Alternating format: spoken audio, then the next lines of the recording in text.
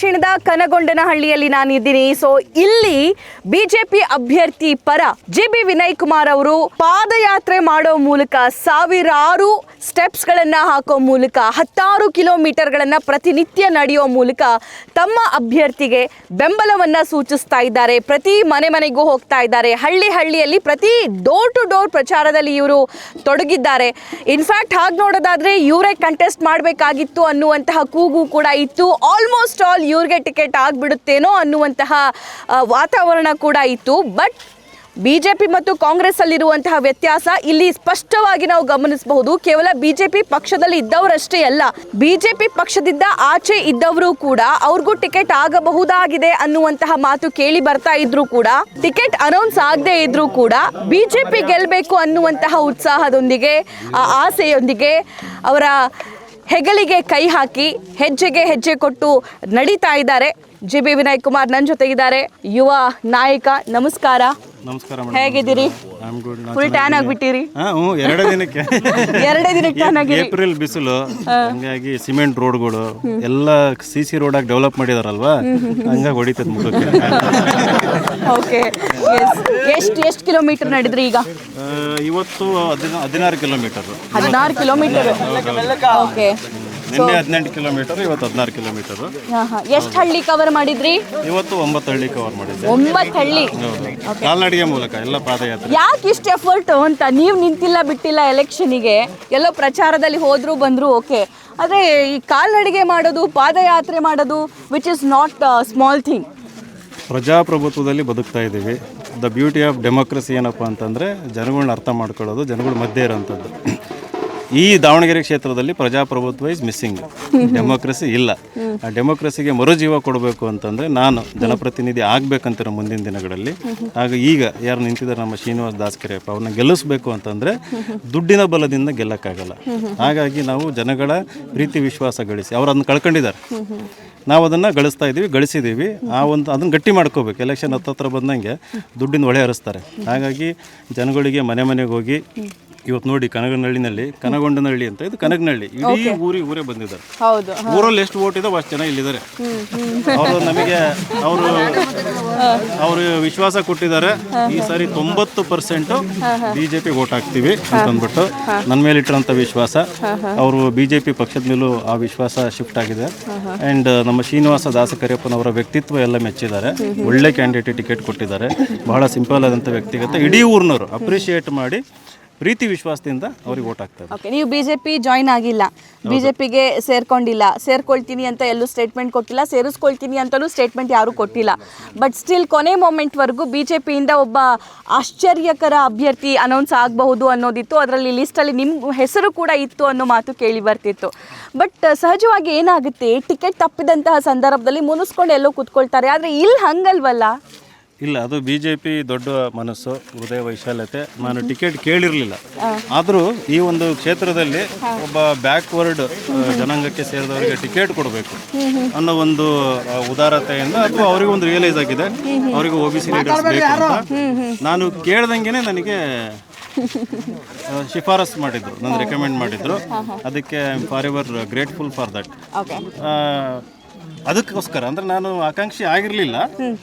So ಏನಾಯಿತು, ನನಗೆ ಕೋಪನೂ ಬರಲಿಲ್ಲ, ಬೇಜಾರು ಆಗಲಿಲ್ಲ, ಅಸಮಾಧಾನವೂ ಇಲ್ಲ. ಶ್ರೀನಿವಾಸ್ ದಾಸ್ಕರಿಯಪ್ಪ ಸಿಕ್ಕಾಗ ಭಾಳ ಸಂತೋಷ ಆಯಿತು. ಇಮಿಡಿಯೇಟ್ಲಿ ಐ ಥಿಂಕ್ ಅವತ್ತೇ ಒಂದು ಯಾರೋ ಟಿವಿನ ಫೋನ್ ಮಾಡಿದ್ರು. ನಾನು ಹೇಳಿದೆ ಭಾಳ ಸಂತೋಷ ಆಗಿದೆ, ಸಂಪೂರ್ಣ ಬೆಂಬಲ ಕೊಡ್ತಾ ಇದ್ದೀನಿ ಅಂತಂದು. ವಿತಿನ್ 2 days ಇಲ್ಲಿ ಫೀಲ್ಡಿಗೆ ಇಳಿದ್ಬಿಟ್ಟು ಅವತ್ತಿಂದ ಇವತ್ತಿನ ತನಕ, ಇವತ್ತಲ್ಲ 9ನೇ ತಾರೀಕು ಸಾಯಂಕಾಲ 7 ಗಂಟೆ ತನಕ ನಾನು ಬೂತಿಗೆ ಹೋಗಿ ಈ ಸಾರಿ ನನ್ನ ಅಳಿಲು ಸೇವೆ ಇದು. ನಂತರ ಎಂಟೈರ್ ಬಿಜೆಪಿ ಟೀಮ್ ವರ್ಕ್ ಮಾಡ್ತಾ ಇದೆ. ಶ್ರೀನಿವಾಸ್ ದಾಸ್ಕರಿಯಪ್ಪನವರು ಬೆಳಗ್ಗೆ 6ರಿಂದ ರಾತ್ರಿ 1 ಗಂಟೆ ತನಕ ಕೆಲಸ ಮಾಡ್ತಾ ಇದ್ದಾರೆ. ಎಲ್ಲರೂ ಸಂಘಟಿತರಾಗಿ ಒಗ್ಗಟ್ಟಾಗಿ ಹೋರಾಟ ಮಾಡ್ತಾ ಇದ್ದಾರೆ. ಅದ್ರಲ್ಲಿ ನಂದು ಒಂದು ಪಾಲಿರಲಿ ಅಂತಂದು ಕೆಲಸ. ಇಷ್ಟೆಲ್ಲ ಹೇಳ್ತಾ ಇದ್ದೀರಿ, ಇಷ್ಟೆಲ್ಲ ಶ್ರಮ ವಹಿಸ್ತಾ ಇದ್ದೀರಿ ವಿನಯ್ ಅವರೇ. ನನಗಿರುವಂತಹ ಪ್ರಶ್ನೆ ಏನು ಅಂತಂದರೆ, ಎಂಡ್ ಆಫ್ ದ ಡೇ ನಿಮಗೇನು ಸಿಗುತ್ತೆ ಅನ್ನುವಂಥದ್ದು. ನಾನು ಕಾರ್ ಇಳಿದ ತಕ್ಷಣ ಅಲ್ಲಿ ಯಾರೋ ಒಬ್ರು ಲೋಕಲ್ ಇಡ್ಸಿದ್ರು, ಕೇಳಿದೆ ಅವ್ರಿಗೆ ಹೆಂಗಿದೆ ಅಂತ. ಚೆನ್ನಾಗಿದೆ ರೆಸ್ಪಾನ್ಸ್ ಅಂತಂದರು. ಎಲ್ಲೂ ಕಾರ್ ಹತ್ಕೊಂಡು ಓಡಾಡ್ತಾ ಇಲ್ಲ, ನಡ್ಕೊಂಡೇ ಓಡಾಡ್ತಾ ಇದ್ದಾರೆ ಇವರು ಅಂತಲೂ ಹೇಳಿದರು. ಅಂದರೆ ಊರು ಬಂದಾಗ ಕೆಲವೊಬ್ರು ಪಾದಯಾತ್ರೆ ಮಾಡೋದನ್ನು, ಬೇರೆ ಕಡೆ ನಡ್ಕೊಂಡು ಕಾರ್ ಹತ್ಕೊಂಡು ಹೋಗೋದನ್ನ ನಾವು ನೋಡಿರ್ತೀವಿ. ಬಟ್ ಹಂಗ್ ಮಾಡಿಲ್ಲ, ಕಂಟಿನ್ಯೂಸ್ಲಿ ನಡ್ಕೊಂಡೇ ಹೋಗ್ತಾ ಇದ್ದಾರೆ ಅಂತ. MP ಎಲೆಕ್ಷನ್ ಅಲ್ಲೂ ಸುಮಾರು ಒಂದು 650 ಕಿಲೋಮೀಟರ್ ಪಾದಯಾತ್ರೆ ಮಾಡಿದ್ದೆ. ಅವಾಗಲೂ ಕೂಡ ಎಲ್ಲೂ ಕೂಡ ಕಾರ್ ಹತ್ತಿರಲಿಲ್ಲ. ನಾವು ಇಲ್ಲಿ ಅಪ್ರಾಮಾಣಿಕರಾಗಿದ್ರೆ, ಜನಗಳಿಗೆ ಭರವಸೆ ಕೊಟ್ಟು ಅಪ್ರಾಮಾಣಿಕರಾಗಿದ್ರೆ ಆ ವಿಶ್ವಾಸ ಕಳ್ಕೊಂತೀವಿ. ಇಲ್ಲಿ ವಿಶ್ವಾಸ ಗಳಿಸೋಕ್ಕೆ ಅಂತ ಬಂದ ಮೇಲೆ ಎಲ್ಲೂ ಕೂಡ ನಮ್ಮ ಪ್ರಯತ್ನದಲ್ಲಿ ಒಂದು ವಿಫಲತೆ ಇರಬಾರ್ದು, ಒಂದು ಅಪ್ರಾಮಾಣಿಕತೆ ಇರಬಾರ್ದು. ಹಂಗಾಗಿ ಹಳ್ಳಿಗೆ ನಡ್ಕೊಂಡು ಹೋಗ್ತೀವಿ. ಶಕ್ತಿ ಇದೆ ನಡೆಯೋದಕ್ಕೆ, ಹಂಗೇನಿಲ್ಲ, ನಮಗೇನು ಸ್ಟ್ರೈನ್ ಅನ್ನಿಸ್ತಾ ಇಲ್ಲ, ಏನಿಲ್ಲ, ಎಂಜಾಯ್ ಮಾಡ್ತಾ ಇದೀವಿ. ಆಮೇಲೆ ಎಲ್ಲರೂ ಪಾದಯಾತ್ರೆ ಮಾಡ್ಬೇಕಂತ ಹೇಳ್ತೀನಿ ನಾನು. ಅಂದರೆ ನೀವು ಪಾದಯಾತ್ರೆ ಮಾಡ್ಬೇಕಾದ್ರೆ ಒಂದೂರಿಂದ ಇನ್ನೊಂದು ಊರಿಗೆ, ಒಂದು ಹಳ್ಳಿಯಿಂದ ಹಳ್ಳಿಗೆ ಹೋಗ್ಬೇಕಾದ್ರೆ 100 ಜನ ಸಿಗ್ತಾರೆ, ಮಾತುಕತೆ ಆಗ್ತದೆ, ಹೊಲದಲ್ಲಿ ಕೆಲಸ ಮಾಡ್ತಿರ್ತಾರೆ, ಯಾರೋ ಎದುರಿಗೆ ಬರ್ತಾರೆ. ದಟ್ ಈಸ್ ವಾಟ್ ನಾನು ಡೆಮೋಕ್ರಸಿ ಅನ್ನೋದು ಅಲ್ಲಿರೋಂಥದ್ದು, ಊರುಗಳಲ್ಲಿ ಊರು ಮಧ್ಯದಲ್ಲಿರೋಂಥದ್ದು. ಅದು ನಾನು I am living it. Okay, so ಮೊನ್ನೆವರೆಗೂ ಸಿದ್ಧಾಂತಗಳನ್ನ ವಿರೋಧ ಮಾಡ್ತಾ ಇದ್ದವರು ಇವತ್ತು ಹೋಗಿ ಸೇರ್ಕೊಂಡ್ಬಿಟ್ಟಿದ್ದಾರೆ ಅನ್ನೋ ಮಾತು ಸಹಜ ಕೇಳಿ ಬರ್ತಾ ಇದೆ ಕೂಡ. ಏನಂತೀರ ಅದಕ್ಕೆ? ಸಿದ್ಧಾಂತ ಇಂಪಾರ್ಟೆಂಟ್ ಇಲ್ಲ ಅಂತಂದಲ್ಲ, ಕೆಲವೊಂದ್ಸರಿ ಸಿದ್ಧಾಂತಕ್ಕಿಂತ ಏನು ಇಂಪಾರ್ಟೆಂಟ್ ಅಂತಂದರೆ ಉದ್ದೇಶ, ಕಾಸ್ ಅಂತ ಹೇಳ್ತೀವಿ. ದಾವಣಗೆರೆ ಕ್ಷೇತ್ರದಲ್ಲಿ ಉದ್ದೇಶ ಇಂಪಾರ್ಟೆಂಟ್. ಏನು ಉದ್ದೇಶ? ಕುಟುಂಬ ರಾಜಕಾರಣ ಅಂತ್ಯ ಮಾಡಬೇಕು, ದಾವಣಗೆರೆಗೆ ಅಭಿವೃದ್ಧಿ ತರಬೇಕು, ಬಡವರು ಮಕ್ಕಳು ರಾಜಕೀಯ ಹಿನ್ನೆಲೆ ಇಲ್ದಿರೋಂಥವ್ರು ರಾಜಕಾರಣಿಗಳಾಗಬೇಕು, ನಮ್ಮ ಜನಪ್ರತಿನಿಧಿಗಳಾಗಬೇಕು. ಅದು ಒಳ್ಳೆಯ ಉದ್ದೇಶ. ಹಾಗಾಗಿ ಆ ಉದ್ದೇಶ ದೊಡ್ಡದಿರೋದ್ರಿಂದ ಸದ್ಯಕ್ಕೆ ಸಿದ್ಧಾಂತವೆಲ್ಲ ಸೈಡಿಗೆ ಇಟ್ಬಿಟ್ಟು ನಮ್ಮ ಶ್ರೀನಿವಾಸ್ ದಾಸ್ ಕರಿಯಪ್ಪ ಭಾಳ ಒಳ್ಳೆಯ ವ್ಯಕ್ತಿ, ಸೂಕ್ತ ವ್ಯಕ್ತಿ ಕ್ಷೇತ್ರಕ್ಕೆ. ಅವರಿಗೆ ಒಂದು ಅಧಿಕಾರ ಸಿಗೋದ್ರಿಂದ, MLA ಆಗೋದ್ರಿಂದ ಈ ಕ್ಷೇತ್ರದಲ್ಲಿ ಜನಪರ ಅಭಿವೃದ್ಧಿ ಕೆಲಸಗಳು ಆಗ್ತವೆ. ಇವತ್ತೆಲ್ಲ ಈ CC ರೋಡು ಅಂತ ಈಗ ನನಗೆ ಗೊತ್ತಾಯಿತು. ಒಂದು ಭಾಳ ವಿಶಿಷ್ಟವಾದ ಒಂದು ಇದನ್ನು ಹೇಳಿದರು ಅಂಶ. ಇದಕ್ಕೆಲ್ಲ ಸಪ್ಲೈ ಆಗೋ ಸಿಮೆಂಟು, ಜಲ್ಲಿ ಅವರವೇ ಕ್ರಷರ್ಸ್ ಅಂತೆ, ಶಾಮನೂರು ಕ್ರಷರ್ಸ್ ಇಂದ. ಅಥವಾ ಅವರು ಏನು ಯಾರು ಹೇಳಿದ್ದು? ಇಲ್ಲಿ ಹಳ್ಳಿ ಜನ ಹೇಳಿದ್ದು. ಬಡವರು ಬಗ್ರು ಹಳದಾಗ ಒಂದ್ ಲೋಡ್ ಮಳಲ್ ತರಂಗಿಲ್ಲ, ಹಂಗ ಪೊಲೀಸರು ಬಂದು ಗಾಡಿ ಸೀಸ್ ಮಾಡಿದಾರ. 50,000 60,000 ದಂಡ ಕಟ್ಟಿದಾವ್ ನಾವು ಆಲ್ರೆಡಿ. ಮತ್ತೆ ಇದಕ್ಕೇನ್ ಹೇಳ್ತೀರಿ ಮೇಡಮ್ ಅವ್ರೆ ನೀವು? ಈ ವಿಚಾರ ನನಗೆ ಗೊತ್ತಿರಲಿಲ್ಲ. ಈ ಪಾದಯಾತ್ರೆ ಮಾಡಬೇಕಾದ್ರೆ ಸಿಮೆಂಟ್ ರೋಡ್ ಅಂತ ಎಲ್ಲ ಕಡೆ ಹೇಳ್ತಾರೆ. MP ಮೇಡಮ್ ಅವರೇ ಹೇಳ್ತಾರೆ, ನಾವು CC ರೋಡ್ ಹಾಕ್ಸಿದೀವಿ ಅಂತ. ಈ CC ರೋಡಿಗೆ ಇದು ಹಾಕಿರೋದ್ರಿಂದ ಬೆನಿಫಿಟ್ ಆಗಿರೋದು ಶಾಮನೂರವರಿಗೆ ಜಾಸ್ತಿ. ಅದ್ರ ಬೆನಿಫಿಟ್ ಹಳ್ಳಿಯವ್ರಿಗೆ ಆಗಿದ್ದಿಲ್ಲ ಅಂತ ನಾನು ಐ ಡೋಂಟ್ ಇಗ್ನೋರ್ ದಟ್, ನಾನು ನಿರಾಕರಣೆ ಮಾಡಲ್ಲ. ಬಟ್ ಹೆಚ್ಚು ಬೆನಿಫಿಟ್ ಅವ್ರದ್ದೇ ಫ್ಯಾಕ್ಟ್ರಿ, ಅವ್ರದ್ದೇ ಏನಿದು ಜಲ್ಲಿ, ಅವ್ರದ್ದೇ ಕ್ರಷರ್, ಯಾರೋ ಇನ್ನೊಬ್ಬರಿಂದ ತಗೊಂಬಂದು ಬೆನಿಫಿಟ್ ಮಾಡಿದರೆ ಒಳ್ಳೇದು.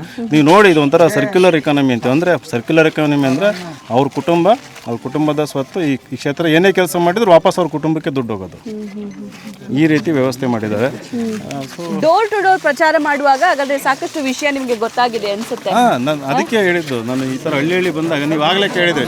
ಇನ್ನೊಂದು ಕಾರಣ ಹೇಳ್ತೀನಿ ಯಾಕೆ ನಾನು ಈ ರೀತಿ ಮಾಡ್ತಾ ಇದ್ದೀನಿ ಅಂದರೆ, ಒಂದು 2-3 ವರ್ಷ ಆಗಿದೆ ರಾಜಕಾರಣಕ್ಕೆ ಬಂದು, 2-3 ವರ್ಷ ಆಗಿದೆ ರಾಜಕಾರಣಕ್ಕೆ ಬಂದು. ಈಗ ಈ ರೀತಿ ಜನಗಳ ಮಧ್ಯೆ ಇರೋದ್ರಿಂದ ಕಲಿಯೋದು ಸಾಕಷ್ಟು ಇರ್ತದೆ. ಒಂದು ರಾಜಕೀಯ ಅನುಭವ, ರಾಜಕೀಯ ಪಕ್ವತೆ. ಹಿಂಗೆ ಓಡಾಡಬೇಕಾದ್ರೆ ಹಲವಾರು ಮಿನಿಸ್ಟ್ರುಗಳು ಬಂದು ಹೋಗ್ತಿದ್ದಾರೆ, MLAಗಳು ಬಂದು ಹೋಗ್ತಾ ಇದ್ದಾರೆ.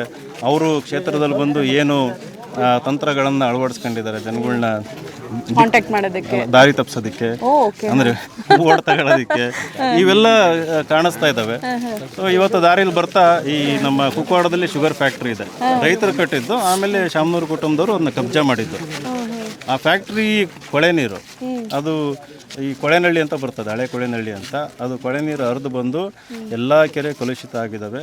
ಈಗ ನಾನು ಬರಬೇಕಾದ್ರೆ ಬಲ್ಲೂರು ಅಂತ ಬರುತ್ತೆ, ಅಲ್ಲಿ ಹೋಗ್ಬೇಕಾದ್ರೆ ಸಡನ್ನ ವಾಸನೆ ಬಂತು, ತುಂಬ ಕೆಟ್ಟ ದುರ್ನಾತ ಬಂತು. ಅಲ್ಲಿ ಯಾವುದು ನಾಯಿ ಸತ್ತು ಬಿದ್ದಿರಲಿಲ್ಲ. ಆ ದುರ್ನಾತ ಎಲ್ಲಿಂದ ಬರುತ್ತಂದರೆ ಕೆರೆಯಲ್ಲಿ ಮೀನುಗಳು ಸಾಯ್ತವೆ ಡೈಲಿ. ಮೀನುಗಳು ಯಾಕೆ ಸಾಯ್ತವೆ ಅಂದರೆ ಫ್ಯಾಕ್ಟ್ರಿ ನೀರು ಆ ಕೆರೆ ಸೇರ್ತದೆ. ಇದು ಶಾಮನೂರವ್ರದ್ದು, ಅಂದರೆ ಶಾಮನೂರವ್ರದ್ದು ಅಲ್ಲ, ಅದು ಈಗ ಶಾಮನೂರವ್ರದ್ದಾಗಿದೆ. ಅದು ಜನಗಳದ್ದು, ರೈತರದ್ದು. ಈಗ ಅವ್ರು ಅದನ್ನ ತಕೊಂಡಿದ್ದಾರೆ. ಸೊ ಆ ನೀರಲ್ಲಿ ಕೆರೆ ಬಿಟ್ಟು ಇಡೀ ಕೆರೆ ಇವತ್ತು ದುರ್ನಾತ ಅಂದ್ರೆ ಬಳಕೆಗೆ ಯೋಗ್ಯವಲ್ಲದ ನೀರು ಅಂತ. ಆಯ್ತಾ? ದನಕರು ನೀರು ಕುಡಿಯೋಕ್ಕೂ ಆಗಲ್ಲ, ಬಟ್ಟೆ ತೊಳೆಯೋಕ್ಕೂ ಆಗಲ್ಲ, ಕೆರೆ ಇದೆ. ಮೀನುಗಳು ಸಾಯ್ತಾ ಇದ್ದಾವೆ. ಅದೇ ರೀತಿ ಒಂದು ಚಿಕ್ಕ ಚಾನಲ್ ಹೋಯ್ತು, ಸಡನ್ಲಿ ವಾಸನೆ ಮುಖ ಕುಡಿತದೆ. ಕೇಳಿದೆ ಎಲ್ಲಿಂದ ಅಂತಂದು, ಫ್ಯಾಕ್ಟ್ರಿ ನೀರು ಬಿಡ್ತಾರೆ. ಅಲ್ಲಿ ಒಂದು ಏನು ಸೀವೇಜ್ ಟ್ರೀಟ್ಮೆಂಟ್ ಪ್ಲಾಂಟ್ ಅಥವಾ ಈ ಒಂದು ಕಲುಷಿತ ನೀರು ಫ್ಯಾಕ್ಟ್ರಿದು ಬಿಡುತ್ತಲ್ಲ, ಶುದ್ಧೀಕರಣ ಘಟಕನ ಹಾಕೋದಕ್ಕೆ ಏನು ಒಂದು 4-5 ಕೋಟಿ ಆಗ್ಬೋದು, ನನಗೆ ಗೊತ್ತಿಲ್ಲ ಎಕ್ಸಾಕ್ಟ್ಲಿ.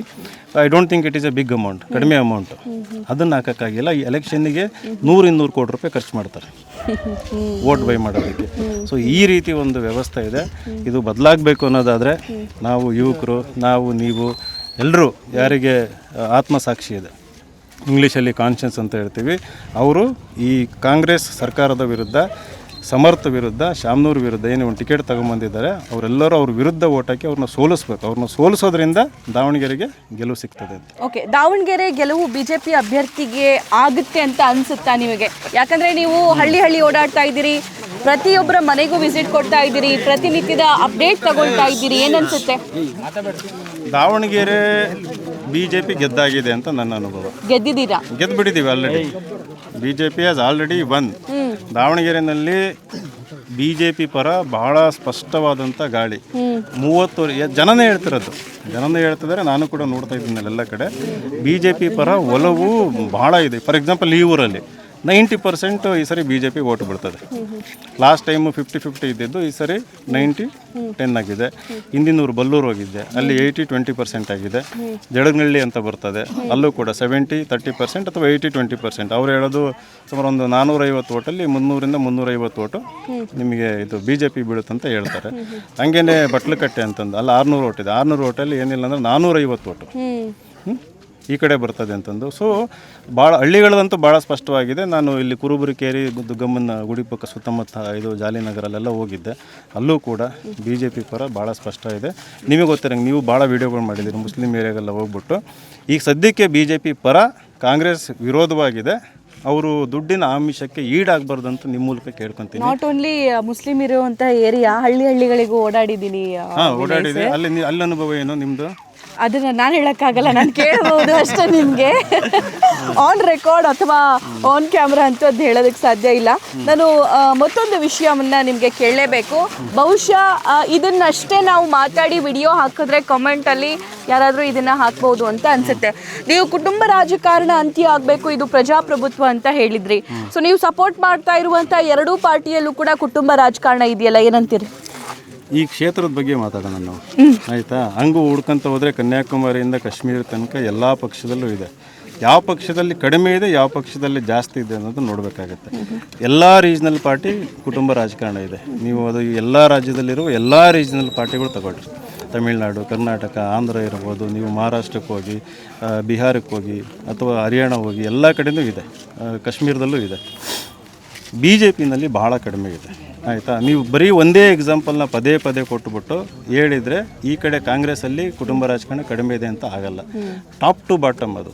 ಟಾಪ್ ಟು ಬಾಟಮ್ ಅಂತ ಅಂದರೆ ಎರಡು ಅರ್ಥದಲ್ಲಿ. ನಮ್ಮ ಕರ್ನಾಟಕದಲ್ಲಿ ಬೀದರ್ ಟು ಚಾಮರಾಜನಗರ ಪಕ್ಷದ ಸಂಘಟನೆಯಲ್ಲಿ local to top, Rahul Gandhi ಕುಟುಂಬದ ತನಕ ಫ್ಯಾಮಿಲಿ ಪಾಲಿಟಿಕ್ಸು.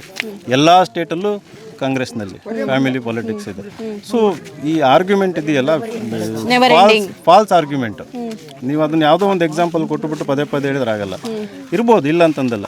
ನೀವು ಅಲ್ಲಿ ನೋಡಿ, ಅವ್ರು ಅಟ್ಲೀಸ್ಟ್ ಅಭಿವೃದ್ಧಿ ಮಾಡಿದ್ದಾರೆ. ನೀವು ಶಿವಮೊಗ್ಗ ಹೋದರೆ ಎಷ್ಟು ಚೆನ್ನಾಗಿ ಅಭಿವೃದ್ಧಿ ಮಾಡಿದ್ದಾರೆ, ಕೆಲಸನಂತೂ ಮಾಡಿದ್ದಾರೆ. ಇಲ್ಲಿ ದಾವಣಗೆರೆಗೆ ಏನು ಮಾಡಿದ್ದಾರೆ? ಮಾಡಿಲ್ಲ. ಅಲ್ಲಿ ಏರ್ಪೋರ್ಟ್ ತೊಗೊಂಬಂದಿದ್ದಾರೆ, ದೊಡ್ಡ ಹಾಸ್ಪಿಟ್ಲ್ಗಳಿದ್ದಾವೆ. ಬೇರೆಯವರು ದೊಡ್ಡ ಹಾಸ್ಪಿಟ್ಲ್ ಕಟ್ಟೋದಕ್ಕೆ ಬಿಟ್ಟಿದ್ದಾರೆ. ಮೆಡಿಕಲ್ ಕಾಲೇಜ್ ಇದೆ, ಗೌರ್ಮೆಂಟ್ ಮೆಡಿಕಲ್ ಕಾಲೇಜ್ ಇದೆ. ಇಲ್ಲಿ ದಾವಣಗೆರೆಯಲ್ಲಿ ಒಂದು ಸ್ಕ್ಯಾನಿಂಗು ಇಲ್ಲ, ಚಿತ್ರದುರ್ಗಕ್ಕೆ ಹೋಗಬೇಕು. ಎಲ್ಲ ಪ್ರೈವೇಟ್ ಆಸ್ತಿ ಇವ್ರದ್ದು, ಸಾರ್ವಜನಿಕರಿಗಂತ ಏನೂ ಮಾಡಿಲ್ಲ. ಇದು ಇದೆಯಲ್ಲ, the classic example of feudalism ನಮ್ಮ ದಾವಣಗೆರೆಯಲ್ಲಿ. ಬರೀ ಫ್ಯಾಮಿಲಿ ಪೊಲಿಟಿಕ್ಸ್ ಅಲ್ಲ, ಫ್ಯೂಡಲ್ ಪಾಲಿಟಿಕ್ಸ್ ಅಂತ. ಅದಕ್ಕೆ ಈ ನಾವು ಲೋಕಲಾಗಿ ನೋಡ್ಕೊಳ್ಳೋಣ, ಅದನ್ನು ಸೋಲ್ಸೋಣ ಫಸ್ಟ್. ನಿಮ್ಮಲ್ಲಿ ಕನ್ಸರ್ನ್ ಇರೋದ್ರಿಂದ ಈ ಪ್ರಶ್ನೆ ಕೇಳ್ತಾ ಇದ್ದೀನಿ ವಿನಯ್ ಕುಮಾರ್ ಅವರೇ. ಯಾಕಂದರೆ ಲೋಕಸಭಾ ಎಲೆಕ್ಷನ್ ಸಂದರ್ಭದಿಂದಲೂ ಕೂಡ ನಾನು ನಿಮ್ಮನ್ನು ಮಾತಾಡ್ಸಿದ್ದೀನಿ, ಹಿಂದೆನೂ ಕೂಡ ಇಂಟರ್ವ್ಯೂ ಕೂಡ ಮಾಡಿದ್ದೀನಿ ನಿಮ್ಮದು. ನೀವು ಸಾಕಷ್ಟು ದುಡ್ದಿದ್ದೀರಾ, ಲೋಕಸಭಾ ಎಲೆಕ್ಷನ್ ಸಂದರ್ಭ ಆಗಿರ್ಬೋದು, ಈಗಲೂ ಆಗಿರ್ಬೋದು, ವಿಚ್ ಇಸ್ ವಿಸಿಬಲ್. ಇದ್ರ ಕೂಲಿ ಯಾವಾಗ ಸಿಗುತ್ತೆ ನಿಮಗೆ? ನಾನು ಕೂಲಿ ಅಪೇಕ್ಷೆ ಪಟ್ಟು ದುಡಿತಾ ಇಲ್ಲ. ನಾನೊಬ್ಬ ಸ್ಟೂಡೆಂಟ್ ಆಫ್ ಪಾಲಿಟಿಕ್ಸು. ಏನೂ ಅಪೇಕ್ಷೆ ಇಲ್ಲ. ನಮ್ಮ UPSC ಸ್ಟೂಡೆಂಟ್ಸಿಗೆ ನಾನು as a teacher, as a mentor ನಾನು ಏನು ಹೇಳ್ತೀನಿ, one day at a time, ಆಯಿತಾ? ಇವತ್ತು give your best effort. Don't look at the competition ಇರ್ತದೆ, ನೀವು ಕಾಂಪಿಟೇಟರ್ನ ನೋಡೋಕೋಬೇಡಿ. ಆಮೇಲೆ ಡೋಂಟ್ ಎಕ್ಸ್ಪೆಕ್ಟ್ ಎನಿ ಔಟ್ಕಮ್. ಫಲಾಪೇಕ್ಷೆ ಇಲ್ದಂಗೆ ಕೆಲಸ ಮಾಡಿ. ನೀವು if you are giving your best, ಪ್ರಾಮಾಣಿಕತೆಯಿಂದ, ಒಳ್ಳೆಯ ಉದ್ದೇಶದಿಂದ ನಿರಂತರವಾಗಿ ಸತತವಾಗಿ ನೀವು ಕೆಲಸ ಮಾಡ್ತಾ ಇದ್ದರೆ ಮುಂದೊಂದು ದಿನ ಎಲ್ಲರಿಗೂ ಒಳ್ಳೇದಾಗುತ್ತೆ. ಯೂನಿವರ್ಸಲ್ಲಾಗಿ ಒಳ್ಳೇದಾಗ್ತದೆ. ಅದು ನನಗೆ ಆಲ್ರೆಡಿ ಒಳ್ಳೇದಾಗಿದೆ, ದೇವರೆಲ್ಲ ಕೊಟ್ಟಿದ್ದಾನೆ. ನನಗೆ ರಾಜಕೀಯ ಅಧಿಕಾರ ಬರುತ್ತೆ ಅಂತ ಒಂದು ನಂಬಿಕೆ ಅಂತೂ ಇದೆ. ಯಾಕಂದರೆ ದುಡಿತಾ ಇದ್ದೀವಿ. ಅದು ನಾಳೆ ಬರ್ಬೋದು, ನಾಡಿದ್ದು ಬರ್ಬೋದು, ಯಾವಾಗಾದರೂ ಬರ್ಬೋದು. ಬರದೇ ಇದ್ದರೂ ಕೂಡ ನಾನು ಸಂತೃಪ್ತಿ ಇದೆ ಜೀವನದಲ್ಲಿ. ನನ್ನ ಕೈಯಲ್ಲಾದಷ್ಟು ಜನಗಳ ಸೇವೆ ಮಾಡ್ಕೊಂಡು ಹೋಗ್ತೀನಿ. ಓಕೆ, ಸೊ ಫೈನಲಿ ನಿಮ್ಮ ದಾವಣಗೆರೆ ದಕ್ಷಿಣ ಕ್ಷೇತ್ರದ ಮತದಾರರಿಗೆ ಏನು ಹೇಳ್ತೀರಿ? ಇನ್ನು 4 ದಿನ ಇದೆ. ಇವತ್ತು 4ನೇ ತಾರೀಕು, 8ನೇ ತಾರೀಕು ನಿಮ್ಮ ಕತ್ತಲ ರಾತ್ರಿಗೆ 4 ದಿನ ಇದೆ. ಎಲೆಕ್ಷನ್ ಕತ್ತಲು ರಾತ್ರಿ ಅಂತಂದ್ರೆ ಓಕೆ ಓಕೆ ಓಕೆ ಫೈನ್. ಜನ ಎಲ್ಲ ಅದು ಎರಡು ಕೂಡ ಒಂದೇ ಅರ್ಥ ಕೊಡುವಂತ. ಜನ ಎಲ್ಲ ಮನೆ ಹೊರಗಿರ್ತಾರೆ, ಮುಖಂಡರೆಲ್ಲ ಯಾರ್ದೋ ಮನೆ ಮುಂದಿರ್ತಾರೆ, ಆಯ್ತಾ. ಎಲ್ಲ ಹಣದ ಹೊಳೆ ಹರಿತದ ಅವತ್ತು, ಹಣದ ಹೊಳೆ ಹರಿತದ ಅವತ್ತು. ದಯವಿಟ್ಟು ನಿಮ್ಮ ಆತ್ಮಸಾಕ್ಷಿನ ಕೇಳ್ಕೊಡ್ರಿ. ನಿಮ್ಮ ಓಟು ಶಾಮನೂರು ಕುಟುಂಬಕ್ಕೆ ಹಾಕಿದ್ರೆ ಅವರನ್ನ ಶ್ರೀಮಂತರನ್ನ ಮಾಡ್ದಂಗೆ.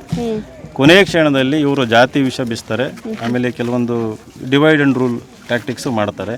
ದಯವಿಟ್ಟು ಈ ಎಲೆಕ್ಷನ್ನಲ್ಲಿ ನಾವು ಯಾರೂ ಜಾತಿ ಪ್ರೇಮ ತೋರಿಸೋದು ಬೇಡ.